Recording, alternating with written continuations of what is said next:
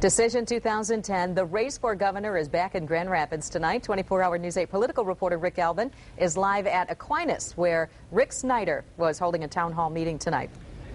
In just about half an hour, Susan, it'll be his 63rd, according to the campaign's count, where he'll go into a room with 100 or perhaps a few more or less people, talk about his 10-point plan to reinvent Michigan.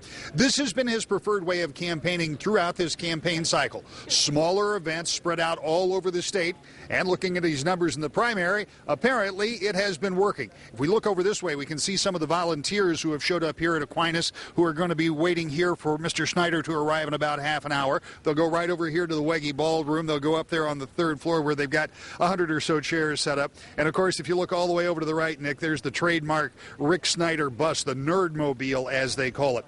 It's an interesting time in the campaign cycle. We're 30 some odd days before the election, just over 4 weeks away, and there's a strange lack of energy surrounding this entire governor's race. It's been pretty quiet. There seems to be no real emergency because this race has been largely separated since just after the primary. But next week, there'll be new numbers 4 weeks to go before the election. Then we'll see if this is going to start to close and become a horse race, or is this going to stay separated, and will some of the other races, like we saw earlier this week in the 3rd Congressional District, start to bubble the top with a little bit more activity. It is a very interesting election cycle, which is why we've made the commitment to you to bring you the most comprehensive coverage of Decision 2010 right through November, maybe most importantly, beyond. Live at Aquinas, I'm Rick Albin, 24-hour News 8.